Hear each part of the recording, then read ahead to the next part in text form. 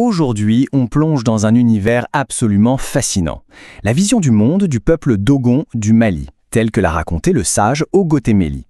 C'est une exploration incroyable de la manière dont tout un cosmos peut être contenu dans la plus humble des structures. On commence avec cette phrase un peu énigmatique d'Ogotemeli. Elle nous met tout de suite au cœur du sujet. Ici, ce qui compte, ce n'est pas le littéral, c'est le symbole. Et c'est vraiment la clé pour comprendre tout ce qui va suivre. Alors, imaginez un édifice céleste, une sorte de grand système organisé autour de 4 escaliers. Chacun pointe vers une direction cardinale et chacun abrite une catégorie bien précise d'êtres vivants. C'est une façon de classer le monde, en fait. Commençons par l'ouest. C'est le domaine des animaux sauvages. On y trouve toute une hiérarchie, les grandes antilopes, les hyènes, les félins, jusqu'aux lions et aux éléphants. Et ce qui est fou, c'est que même les arbres et les insectes qui y vivent ont leur place attitrée. Si on va vers le sud, on tombe sur la vie domestique. Là, c'est tout ce qui est proche de l'homme. La volaille, le bétail, bien sûr, mais aussi les chiens, les chats, et même les souris et les rats. C'est vraiment le monde du foyer et de ses abords. L'escalier qui est à l'est, lui, est entièrement réservé au monde des oiseaux. Des grands rapaces au calao jusqu'aux simples pigeons, chaque espèce a sa marche. C'est une sorte de grande bibliothèque du ciel. Bon, là, on se pose forcément la question, comment est-ce possible? Comment un lion, un éléphant ou toute une espèce d'antilope peuvent tenir sur une petite marche d'à peine une coudée? Physiquement, ça n'a aucun sens, on est d'accord. Et voilà la réponse de Gotemeli. Et elle change tout. Il ne faut pas voir ça comme une arche de Noé. Non, tout est symbole. L'animal qui est sur la marche n'est pas l'animal lui-même, c'est le représentant, le chef de file de toute son espèce. C'est une classification des idées, pas des corps. Allez, on aborde maintenant la partie la plus complexe, la plus mystérieuse, l'escalier du Nord. Il représente l'humanité, mais d'une façon très particulière.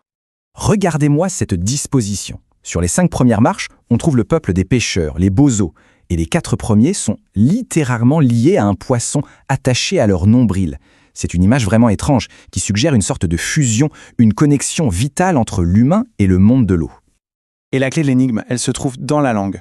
Le nom que les Dogons donnent au bozo, Sologonon, ça veut dire « qui n'est pas complètement passé ». Ça décrit cet état de transition, comme si le poisson était en train d'entrer dans l'humain. C'est un processus, une transformation. Bon, on a vu les escaliers, les symboles, les êtres, mais au fond, c'est quoi cet édifice céleste? Ogotemeli nous révèle que toute cette structure incroyable est en fait le modèle de quelque chose de très concret, de fondamental dans la vie Dogon. Et voilà le cœur de l'affaire. Cette carte cosmique, ce système du monde si complexe, est calqué sur un simple grenier à 1000. L'univers entier, avec toute sa classification, est contenu dans l'architecture de la chose la plus essentielle à la survie de la communauté. C'est juste génial. Et là, ça devient encore plus beau. Les 8 compartiments du grenier ont une double fonction. D'un côté, ils contiennent les 8 semences sacrées, la base de la nourriture, et de l'autre, ils représentent les 8 organes principaux d'un être vivant. C'est à la fois une réserve de nourriture et un corps symbolique. Et au centre même du grenier, qu'est-ce qu'on trouve? Une poterie sphérique.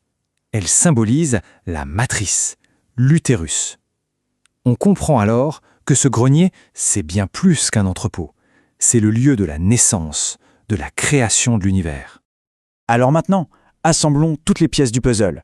Ce grenier, ce n'est pas une boîte inerte, non, c'est un modèle vivant, un microcosme qui respire, qui fonctionne, exactement comme l'univers tout entier. C'est le symbole ultime. Le grenier, c'est un corps de femme. Allongé sur le dos, ses 4 piliers sont ses bras et ses jambes levées, et le toit en terrasse qu'il supporte, eh bien, ce n'est rien d'autre que le ciel. Et la porte alors, elle est située sur la 6e marche de l'escalier nord, et sa signification est immense. C'est l'entrée de ce corps cosmique, le passage par lequel la vie peut entrer et se renouveler. Et comme n'importe quel corps vivant, ce grenier-monde a un métabolisme. Les nourritures qu'ils contiennent, même si elles sont symboliques, suivent tout le cycle de la digestion. Elles sont transformées pour devenir des forces qui animent le monde. Et Ogotemeli termine avec cette révélation qui est à couper le souffle.